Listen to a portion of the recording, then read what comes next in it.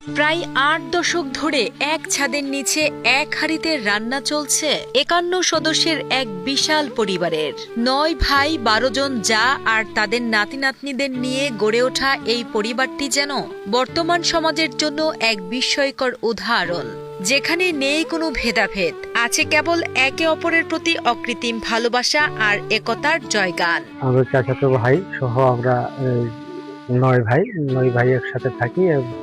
৯ ভাইয়ের স্ত্রী সহ আর ছেলে মেয়ে আছে, অনেকেই একসাথেই থাকি। ৫১ জনের বিশাল এই খাবারের আয়োজন সামলাতে বাড়ির ১২ জন যা বা গৃহবধূ মিলে গড়ে তুলেছেন চমৎকার এক ব্যবস্থাপনা। সারাদিনের কাজের চাপ সামলাতে তারা ৪ জন করে ৩ দলে ভাগ হয়ে সকাল, দুপুর আর রাতের রান্নার দায়িত্ব পালন করেন। বাড়ির এক পুত্রবধূ জানান, বিয়ের পর ছোট পরিবার থেকে এসে শুরুতে একটু সংকোচ লাগলেও এখন সবার আদরে বড় পরিবারই তার কাছে স্বর্গ।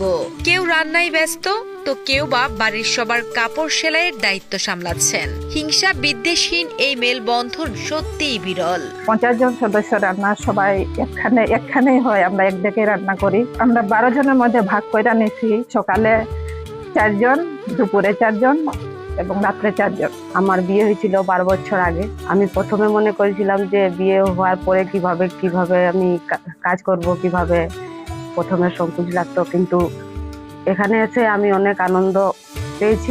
মৌলভীবাজারের এই পরিবারের সবচেয়ে বড় সম্পদ হলো তাদের পরবর্তী প্রজন্ম।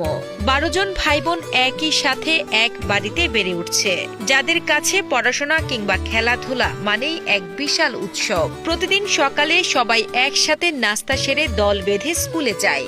বিকেলে বাড়ির উঠানেই তাদের জমে ওঠে ক্রিকেট কিংবা ব্যাডমিন্টন খেলার আসর। ভাই বোন মোট ১২ জন। আমরা খুবই আনন্দের সহিত প্রতিদিন সকালে উঠি, এরপরে সবাই একসাথে নাস্তা করি, খাই। পরিবারটির আয়ের উৎস বহুমুখী।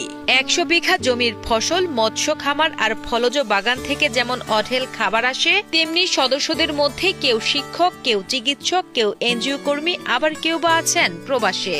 মাস শেষে সবার অর্জিত আয় জমা হয় বড় ভাইয়ের হাতে, যা থেকে মেটানো হয় পরিবারের সব প্রয়োজন। ১৯৪৭ সালে দেশভাগের আগে ভারত থেকে আসা ভীম রুদ্রপালের উত্তরসূরিরা আজও সেই পূর্বপুরুষের নীতি মেনে চলছেন।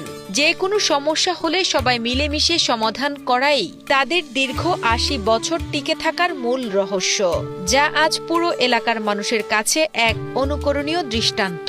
আমাদের পরিবারের আয় ইনকামটা হচ্ছে বিভিন্ন ধরনের ফলজ গাছ, বনজ গাছ। তাছাড়া আমার বড় ভাই একজন, উনি ব্রাকে জব করেন। এরপরে প্রবাসী ২-১ জন আছে। আমরা সবাই মাস শেষে, একজন ডাক্তারও আছে। মাস শেষে আমরা সবাই সবের ইনকামগুলো একসাথে এক করে তারপরে এখানে আমাদের পরিবারের বিভিন্ন খাতে বিভিন্ন খরচের জন্য